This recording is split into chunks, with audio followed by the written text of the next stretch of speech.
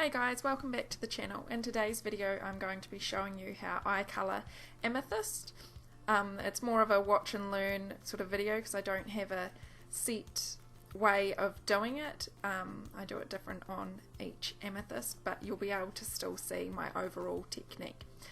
There's the colours I use, so you might want to pause it if you want to follow along. Now I do this first Amethyst shard in real time, so you can see all of the technique, and then the last few on that section there that you can see I do in a speed up format. So my first tip is make sure you've always got a sharp pencil. If you use a blunt colouring pencil when you're doing adult colouring, it can put lines that are hard to blend out, where if you use a sharp pencil you can get a more smooth look to your colouring page. And the first thing that I do on this one is just go ahead and give it a purple base. I also like to use reference photos when I'm trying to colour something that is real life, so if you find a Google image of an amethyst that you really like, it's a great idea to look at that while you're colouring an amethyst. Now at the end you'll see that I use a white Jelly Roll pen by Sakura. It's a gel pen, and I like to go over the lines at the end just to give it a wee bit of a sparkle. It's an art choice, it doesn't have to be done. I don't do it every single time. I just thought for this page I wanted it to stand out a little bit more by having that white line on there. So now I'm going in with black, and just to make sure that there's some shadows and depth in the amethyst.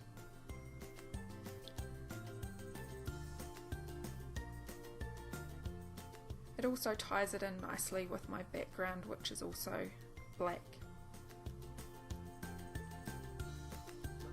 Just adds a really nice depth, I think.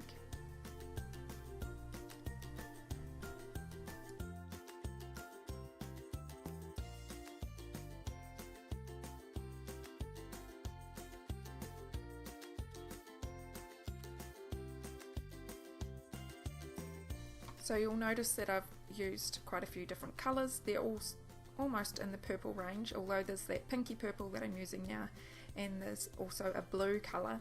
The reason why I use the pink and the blue is when you look at an amethyst, sometimes they'll just look one tone of purple, but the really nice ones sort of change and reflect different tones. So I'm using the blue colour now, I think. And it just adds so much more depth and realism to it. If you find when you're using a blue, when you're wanting it more purple, if it's looking far too blue, what you do is you just go over with a pink, and that will counteract that colour and make it more of a purple tone. But I really love that look. It just turns it, it just adds a whole nother level to it. You'll see that I leave tiny bits of white in it. If you ever leave too much white, it can just look a little bit washed out and not shiny enough, where the white is left in there to make it look shiny. But if you leave too much, which you'll see here where I go and sort of fill that all in, once it's filled in, it just adds so much more depth. That's really all it's about, is making it look like it's a real object on the page, not just a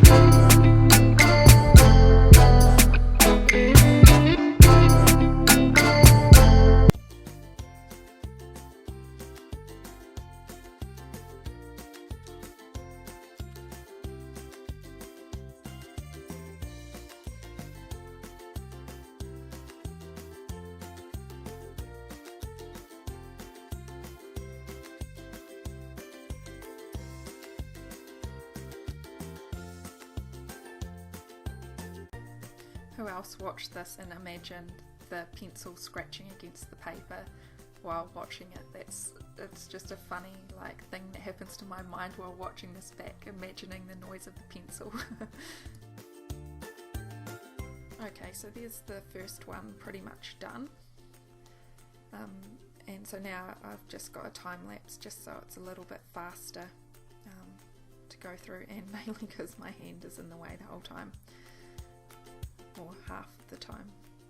And you'll see this time that I haven't used a purple base for a start. I've sort of gone and put those shadows in first. So I mean, you can mix it up, do it however you like. It sort of ends up with the same look at the end anyway. And I'm sure there's plenty of other ways that people will colour amethysts as well. I know I've done it in the past different. Sometimes I just like it to look a solid look. But this one, I was wanting it to look a little bit more magical to go with the rest of the page, and so a little bit more like a real amethyst.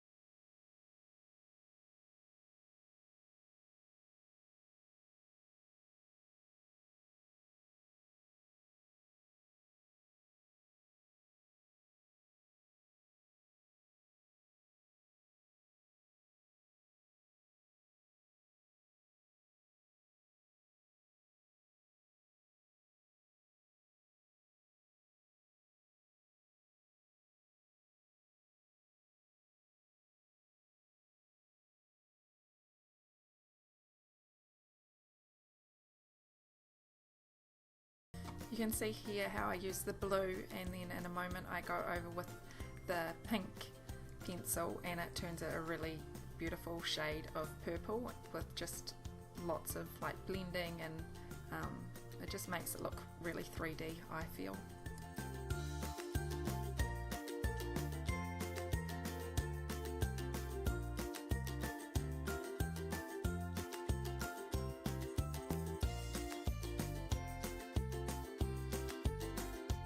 Okay, so now onto the white jelly roll pen.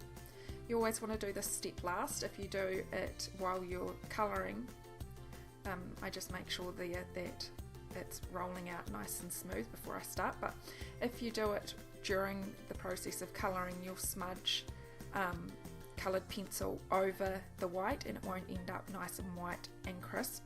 Another thing is you always want to work from left to right if you're right-handed. If you struggle with getting straight lines, you can use a ruler like I show there, but I'm pretty well practiced with doing a straight line over top of a coloured pencil line, if that makes sense. Yeah, so you want to work from left to right if you're right-handed, so you don't smudge the pen while it's drying. And yeah, it just gives it a nice sparkle and just a bit of a different look. So yeah, that's pretty much it. Make sure to leave a comment or a like down below, and I will see you all in my next video. Thanks for watching. Bye!